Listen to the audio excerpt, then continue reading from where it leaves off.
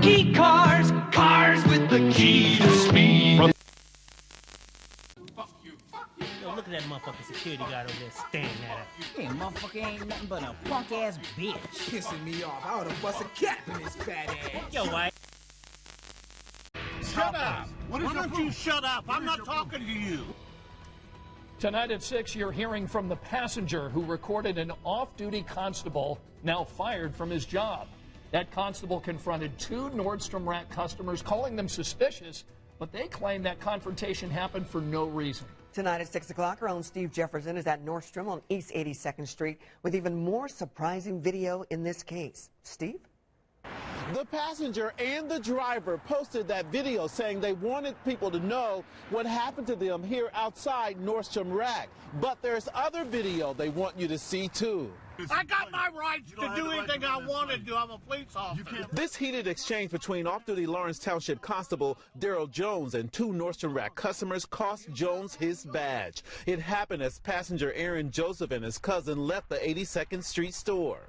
I'm stopping you because you're suspicious. Why are we suspicious? Well, what'd you come back around for? The constable, according to the customers, never explained the so-called suspicious behavior and threatened to take them to jail. Get your driver's license. Read your badge. I'm asking you. There was nothing suspicious about what we did, nothing that caused any odds to even really be on us. Aaron also recorded with his cell phone while inside the store. As they pay for their items, video shows Constable Jones standing guard.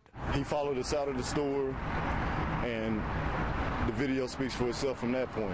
Eventually, a Metro officer responded as backup, and after hearing both sides. Appreciate you, boss. You guys are good to go. Yes, sir. Appreciate it. It is what it is. I mean, we all know what it is. It's profiling from the beginning. Aaron Joseph and the driver are talking to an attorney about what happened to them here outside Nordstrom Rack. On the Crime Beat. Now, many states have stopped. What's up, people? You're listening to Chad. And today I'm going to talk about everybody's favorite demographic, white people. Because they love to remind our black asses of our place in America and sometimes the world. Okay, an off-duty officer has been fired for a confrontation with 2 black shoppers in an Indiana Nordstrom parking lot.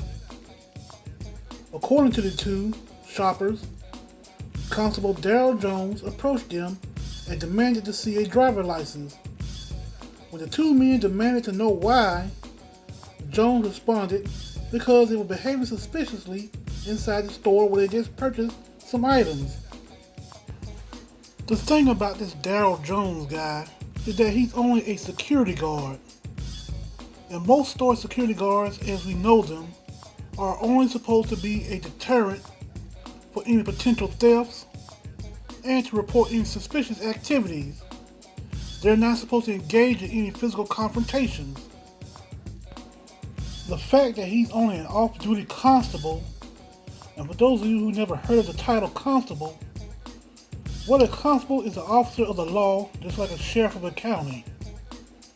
But anyway, the fact that he observed these 2 black men making purchases inside the Nordstrom store and still decided to approach them and accuse them of suspicious activity only shows how white people can't help themselves but to validate racism.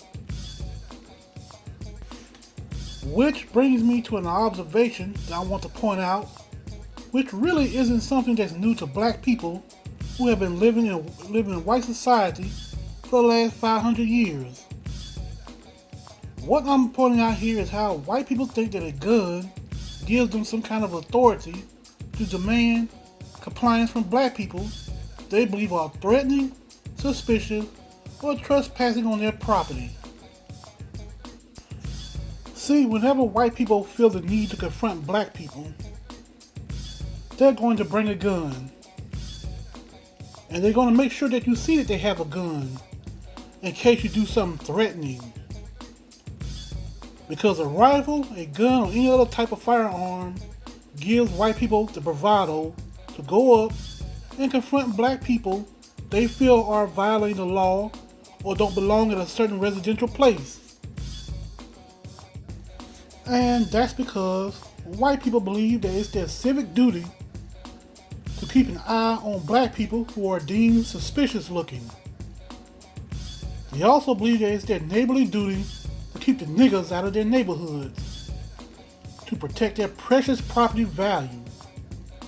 So they'll come up to you posing as the police or some cowboy talking tough because they have a gun at their side.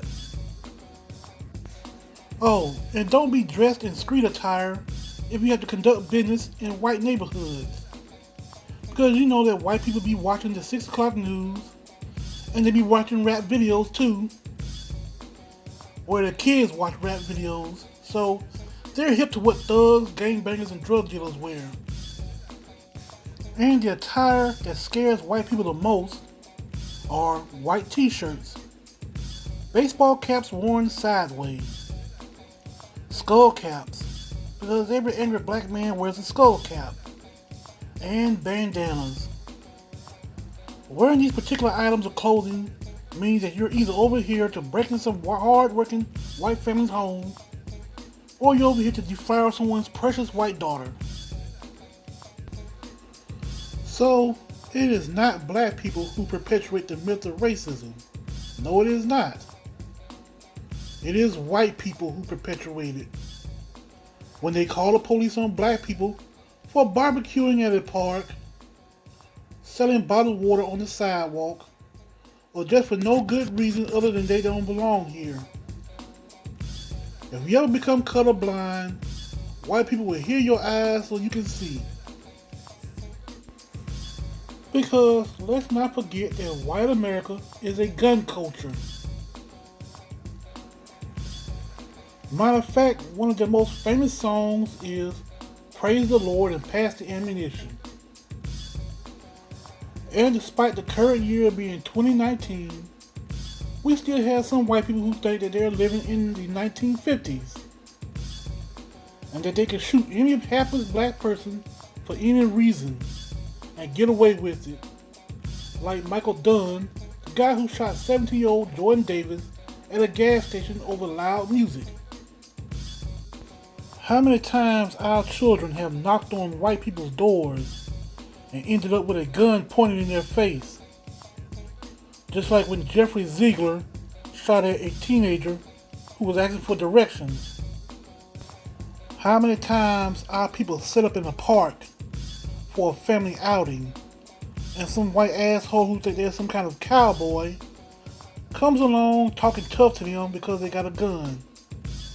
The same way that old sea hag Ruby Neal Howell did with a black family who was trying to have a picnic.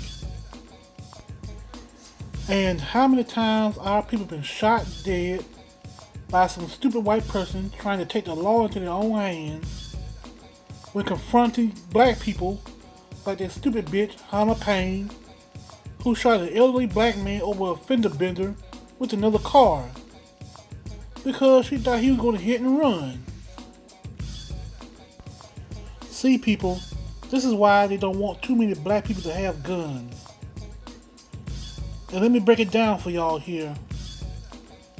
Because there has always been a general fear of black retribution over slavery and racism.